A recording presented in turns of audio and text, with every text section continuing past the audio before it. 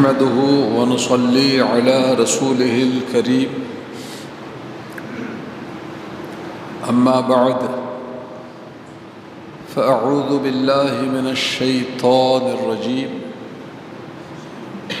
بسم الله الرحمن الرحيم وأحسنوا إن الله يحب المحسنين صدق الله مولانا العلي العظيم وبلغنا رسوله النبي الأمين الكريم ونحن على ذلك لمن الشاهدين والشاكرين والحمد لله رب العالمين۔ ان پر درود جن کو حجر تک کریں سلام، ان پر درود جن کو حجر تک کریں سلام، ان پر سلام جن کو تحیت شجر کی ہے، ان پر درود جن کو کسے بے کساں کہیں،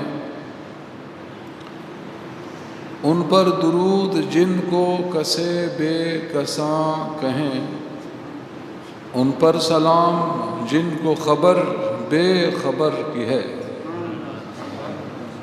آپ حضرات بھی بارگاہ نبوت و رسالت میں ہدیہ درود و سلام پیش کیجئے، جی لگا کے پڑھیے۔ اللہم صلی علی سیدنا و نبینا و شفیعنا و حبیبنا مولانا محمد معدن الجود والکرم وعلى آلہ و اصحابہ وبارک وسلم۔ صلاۃ و سلام علیک یا رسول اللہ وعلى آلک و اصحابک یا شفیعنا یوم الجزاء۔ لائق صد عزت و احترام عزیزان اہل سنت، حمد و صلوات کے بعد میں نے قرآن مجید فرقان حمید کے دوسرے پارے دوسرا پارہ سورۃ البقرہ کی آیت نمبر 95 کی تلاوت کی سعادت حاصل کی ہے۔ اللہ تبارک و تعالی ارشاد فرماتا ہے وَأَحْسِنُوا إِنَّ اللَّهَ يُحِبُّ الْمُحْسِنِينَ، اور بھلائی والے ہو جاؤ، اور بھلائی والے ہو جاؤ، اور بھلائی والے، بھلائی کرنے والے اللہ کے محبوب ہیں۔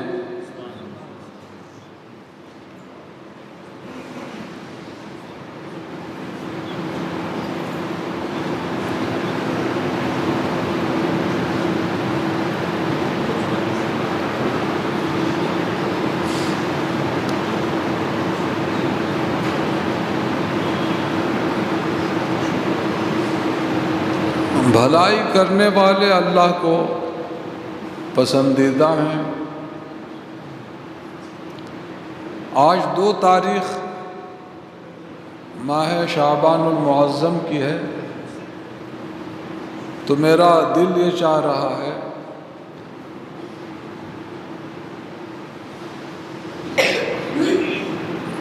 کہ امام اعظم ابو حنیفہ نعمان بن ثابت رضی اللہ تعالیٰ عنہ کی بھلائیوں کا ذکر کر لیا جائے۔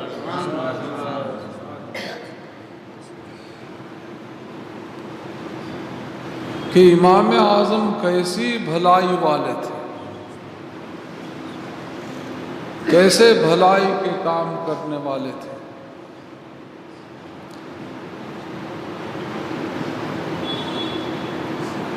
بہت ہی تونگر گھرانے کے چشم و چراغ تھے۔ ان کے والد ماجد حضرت ثابت رضی اللہ تعالیٰ عنہ بھی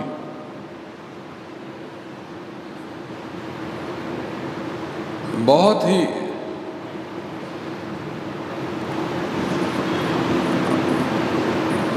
متقی اور پرہیزگار انسان تھے اور بہت بڑے تاجر تھے۔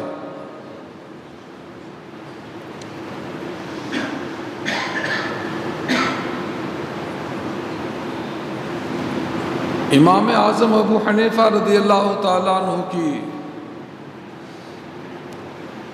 جو خوبیاں ہیں، جو اوصاف و کمالات ہیں ان کے،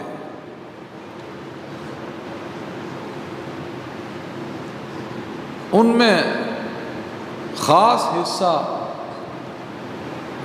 ماں باپ کی تربیت کا ہے۔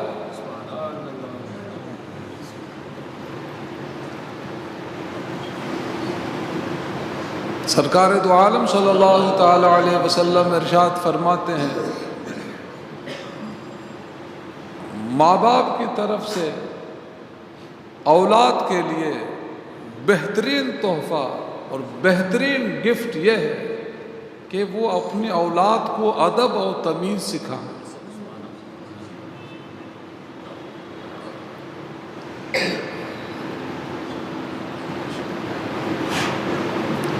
بہترین تحفہ۔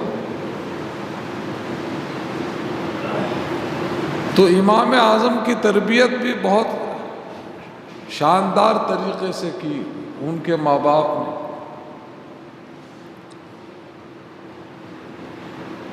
ہر سال حج کو جاتے تھے امام اعظم کے والد ماجد، اور اپنے بچے نعمان بن ثابت کو لے کے جاتے تھے۔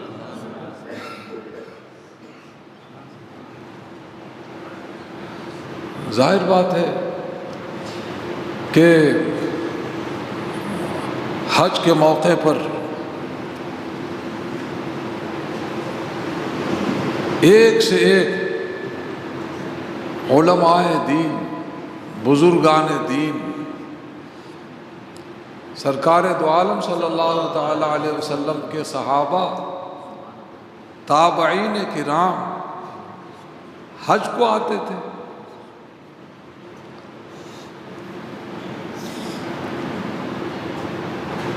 تو تعارف کراتے تھے والد ماجد، بیٹے دیکھو یہ بزرگ ہیں، ان کی باتیں سنو، ان سے نصیحت حاصل کرو۔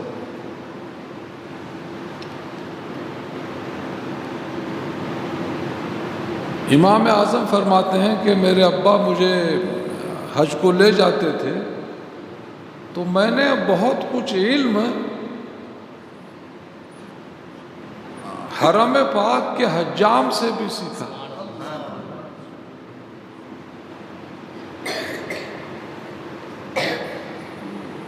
یہ بچے کے بال سر کے اتارو، میں آ رہا ہوں، بٹھا کے چلے گئے۔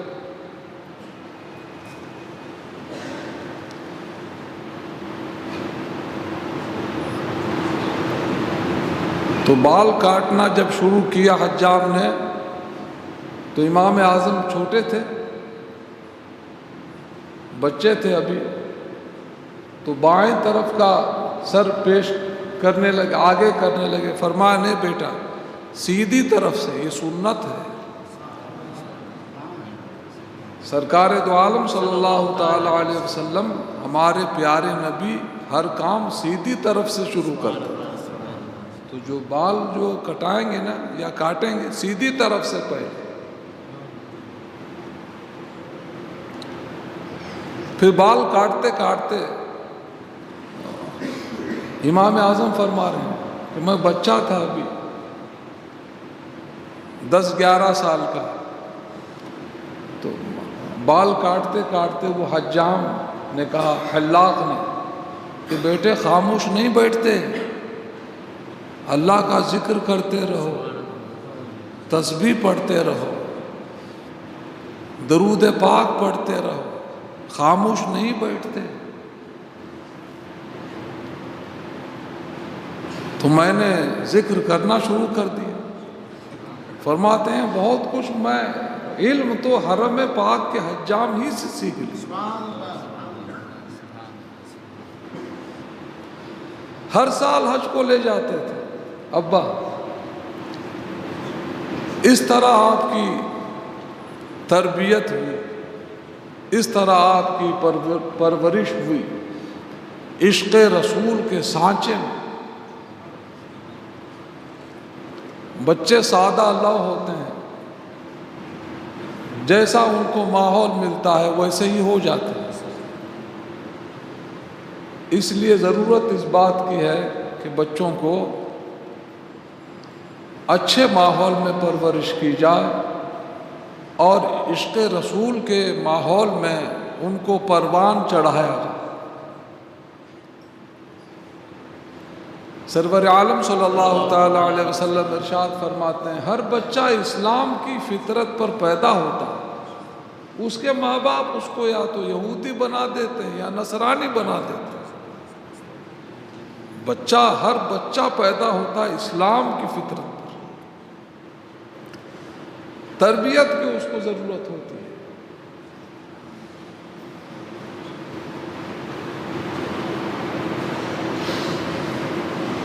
امام اعظم ابو حنیفہ رضی اللہ تعالیٰ عنہ نے جب ہوش سنبھالا تو ان کے والد ماجد نے تجارت میں ان کو شامل کر لیا۔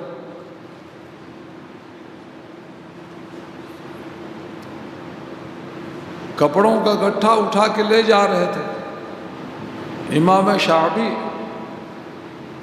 سر راہ جلوہ فرما تھے، انہوں نے دیکھا امام اعظم کو، فرمایا بیٹے کیا نام ہے تمہارا؟ جی حضور نعمان نام ہے۔ اچھا، میں تمہاری پیشانی میں بلندی کے آثار دیکھ رہا ہوں، لہذا تم علم دین بطور خاص حاصل کرو۔ ضرورت جتنا علم دین تو وہ حاصل کر ہی چکے تھے، اب جب کہ انہوں نے نصیحت فرمائی اب پوری طرح امام اعظم دین کی اعلیٰ تعلیم حاصل کرنے میں مشغول ہو گئے، اور اس شان سے دین کا علم حاصل کیا، 4000 جید علماء دین سے دین کی اعلیٰ تعلیم حاصل کی۔ امام اعظم کے ہزاروں استاذ بھی ہیں، ہزاروں شاگرد بھی، ہزاروں استاذوں میں ایک سے ایک آفتاب علم کے، ایک سے ایک بلند رتبہ محدثین کرام۔ امام اعظم کے اساتذہ ہوئے، اور پھر اس شان سے انہوں نے دین کی اعلیٰ تعلیم حاصل کی کہ بڑے بڑے محدثین آپ کے شاگرد ہوئے۔ ابھی میں نے جمعہ کے بیان میں بتایا تھا کہ حدیث کی کتابوں میں جو سب سے بڑی کتاب ہے بخاری شریف، جس کے مصنف ہیں حضرت محمد ابن اسماعیل بخاری رضی اللہ تعالیٰ، وہ امام اعظم کے شاگردوں کے شاگرد ہیں۔ تو کتنا بڑا رتبہ ہوا۔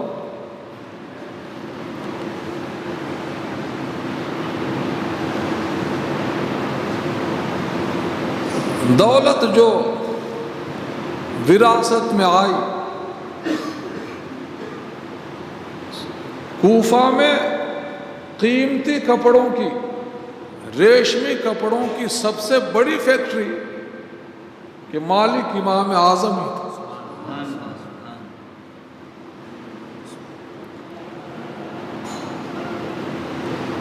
اللہ تعالیٰ دولت دے تو اس کا مزہ اسی میں ہے کہ اللہ کی راہ میں دل کھول کے خرچ کرے۔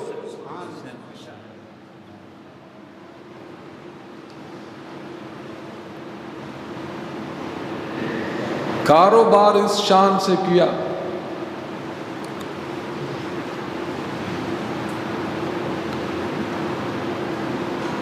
کپڑے کے تھانوں میں ایک تھان تھا کپڑے کا کہیں سے کٹا ہوا،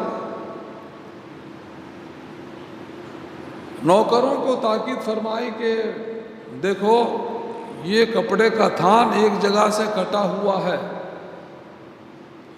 جس کے ہاتھ بیچنا یہ جو عیب ہے اگر سے ذرا سا کٹا ہے اس کو بتا دینا کہ بھئی یہ ذرا سا کٹا ہے، عیب ہے، اس کو چھپانا نہیں۔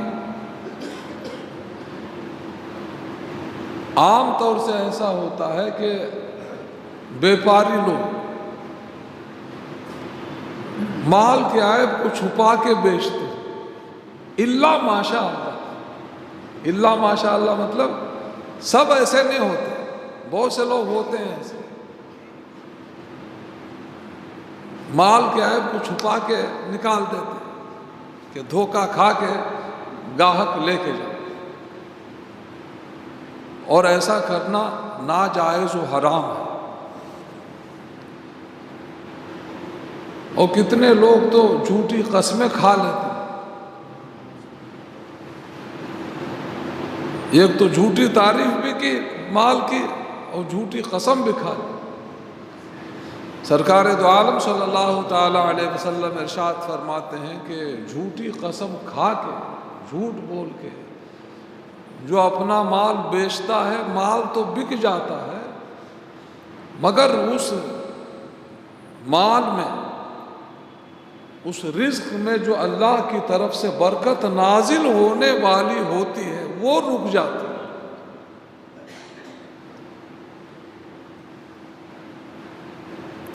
اور ہمارا ایمان ہے تقدیر پر کہ ہر شخص کی روزی من جانب اللہ مقرر ہے، اتنی روزی ملے گی جتنے نصیب کی لکھی ہوئی ہے، ایک پائے نہ اوپر ملے گی نہ نیچے، نہ کم نہ زیادہ۔ جب ہم کو روزی ہمارے ہی نصیب کی ملنی ہے تو پھر کاہے کو ہم اپنے نصیب کی روزی جو ہے حرام راستے سے لیں اور جھوٹ اور فریب کو اس میں انوالو کریں، کیوں کریں؟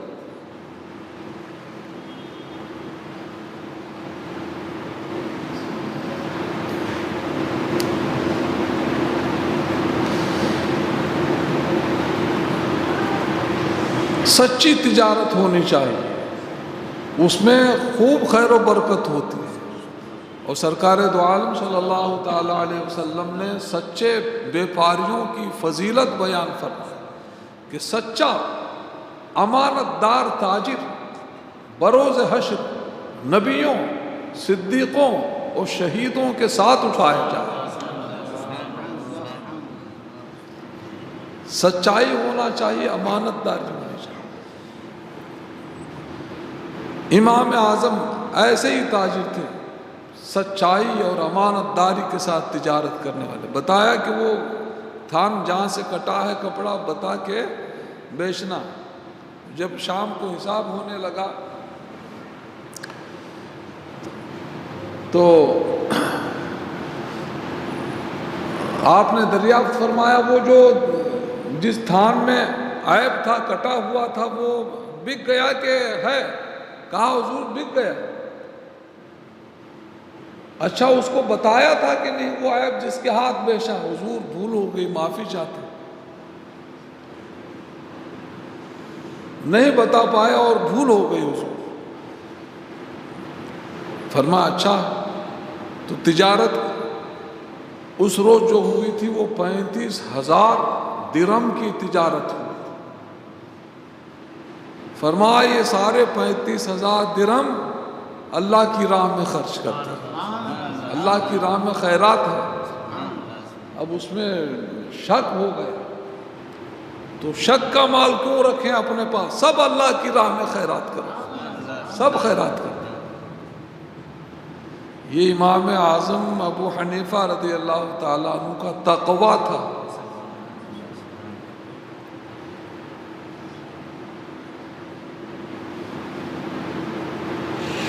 سورج ڈوبنے سے پہلے پہلے دکان بند کرا دیتے تھے. اتنا بڑا دھندا، اتنی بڑی تجارت تھی. سورج ڈوبنے سے پہلے بند کرو. کیا وجہ تھی؟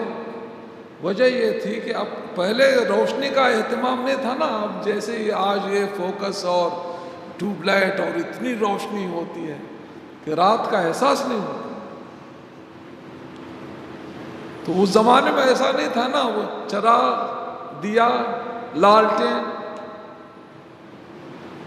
امام اعظم سورج ڈوبنے سے پہلے اس لیے اپنی دکان بند کرواتے تھے کہ سورج ڈوب جاتا ہے، رات ہو جاتی ہے، ظاہر بات ہے دیے اور چراغ کی روشنی میں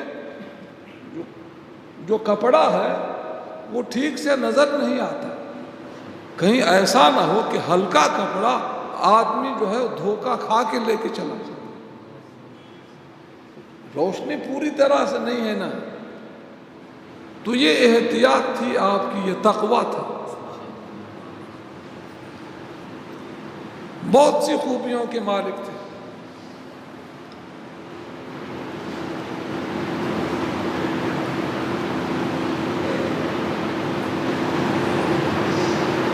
اتنی ذمہ داریاں آپ کے ساتھ میں تھیں. اتنا بڑا کاروبار آپ کا تھا.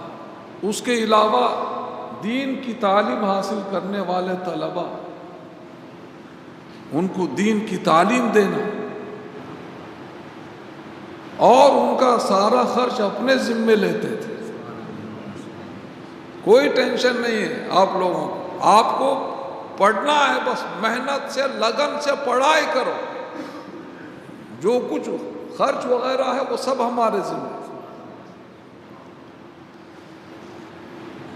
دین کی اعلیٰ تعلیم دینا طلباء کو، اور پھر شہر کے اطراف و اکناف کے شہروں سے آئے ہوئے الجھے ہوئے مسائل کو سلجھانا، فتویٰ دینا. اور پھر بال بچوں کی پرورش بھی تھی نا، بال بچے والے تھے. اتنے سارے کام کرنے کے باوجود عالم یہ تھا کہ عشاء کے وضو سے فجر کی نماز پڑھتا تھا.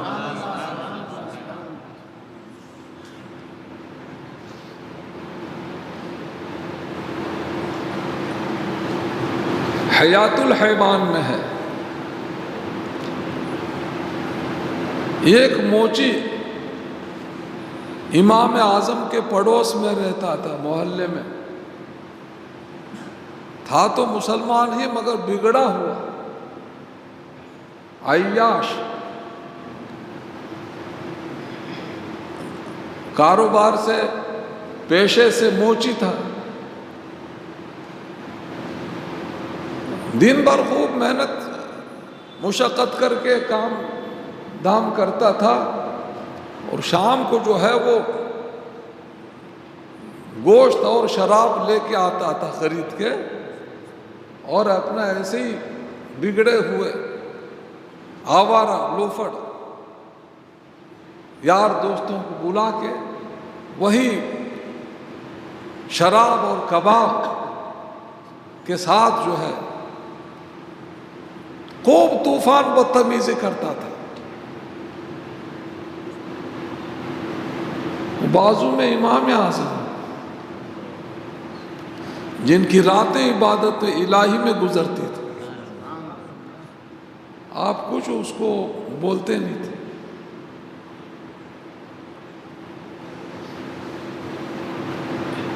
ایک بار پولیس کا گزر ہوا، وہاں سے پولیس پکڑ کے لے گئی اس کو، موچی اور جیل میں ڈال دی. امام اعظم نے دریافت فرمایا صبح کو، وہ موچی کا شور غل آج نہیں آیا، خیر تو ہے، خیریت تو ہے. وہ جو طوفان دھمال مستی کرتا تھا شراب پی کے، شور شرابہ اپنے یار دوستوں کے ساتھ، وہ شور غل نہیں ہوا، خیریت تو ہے، کیا ہوا؟ بتایا حضور وہ پولیس کا گزر ہوا، پولیس پکڑ کے لے گئی، قید میں ڈال دیا اسے۔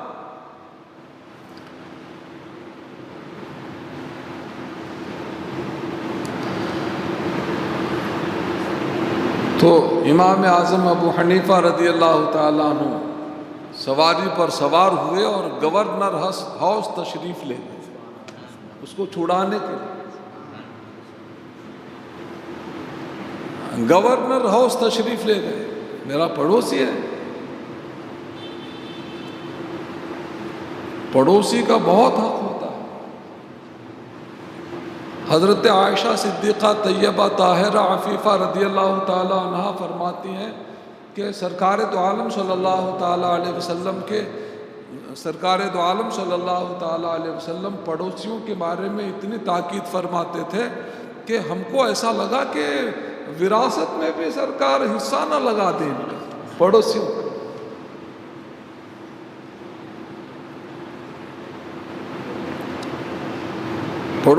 پڑوسیوں کے بھی بڑے حقوق ہوتے، تو پڑوسی تھا وہ، تشریف لے گئے گورنر ہاؤس، اور گورنر کو پتا چلا امام اعظم تشریف لا رہے ہیں۔ ارے وہ کیوں تشریف لا رہے ہیں؟ اپنے سپاہیوں کو بھیجا، افسروں کو کہ جاؤ استقبال کرو، اہتمام کے ساتھ لے کے آؤ۔ افسر گئے، استقبال کیا۔ جب امام اعظم قریب آئے تو خود بھی گورنر ہاؤس سے نکلا، بعد سلام عرض کیا، حضور والا آپ نے کیوں تکلیف کی؟ آپ مجھے کہلا بیچتے، میں خود حاضر ہو جاتا، میں خود آپ کے دولت خانے پہ حاضر آ جاتا، آپ نے کیوں تکلیف فرمائی؟ کیا کام ہے؟ فرمایا کام یہ ہے کہ وہ میرے پڑوس میں جو موچی رہتا ہے اس کو پولیس لے گئی پکڑ کے، اس کو رہا کر دو۔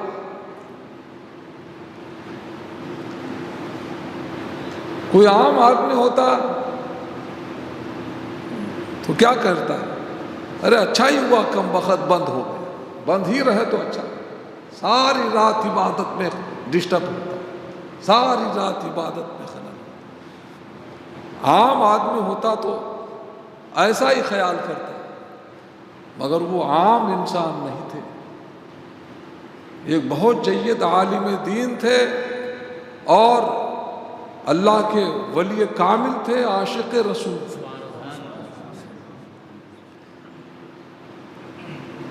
جیسے آپ نے فرمایا کہ چھوڑ دو اس کو قید کر لیا گیا ہے، گورنر نے کہا کہ فوراً رہا کر دو، کوئی پیپر کارروائی نہیں، کچھ بھی نہیں، فوراً چھوڑو۔ فوراً چھوٹ کے آ گیا۔ امام اعظم واپسی کی تیاری کر رہے تھے، سواری پر سوار تھے،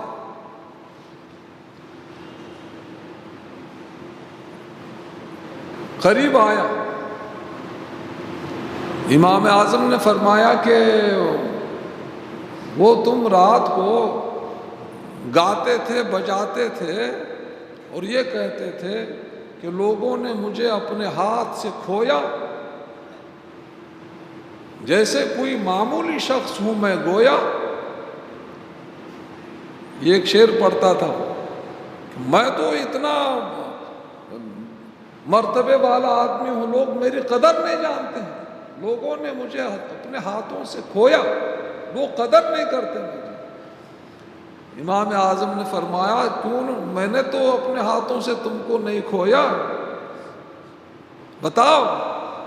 بہت شرمندہ ہوا، کہنے لگا جی نہیں حضور، آپ نے تو بڑا احسان فرمایا، آپ نے تو بڑا احسان فرمایا اور پڑوس کا آپ نے حق ادا کیا۔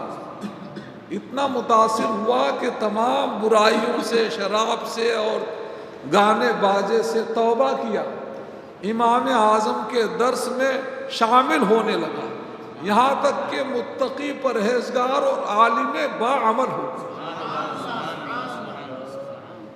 وہ امام اعظم ابو حنیفہ رضی اللہ تعالیٰ عنہ بہت خوبیوں کے مالک تھے۔ ان کے وصال مبارک کی آج تاریخ ہے 2 تاریخ شعبان المعظم کی۔ سنہ ہجری 80 میں امام اعظم کی پیدائش ہوئی، ولادت شریفہ ہوئی۔ سن ہجری 150 میں وصال فرمایا۔ مزار مقدس بغداد معلی میں، بغداد شریف میں ہے۔ اللہ ان کی قبر پر اپنے انوار کی بارش فرمائے۔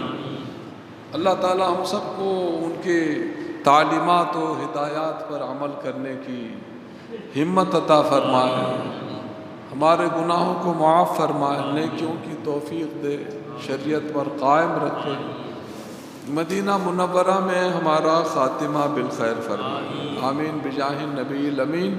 رب اغفر لی وتب علی انک انت التواب الرحیم، لا الہ الا اللہ محمد الرسول اللہ صلی اللہ علیہ وسلم۔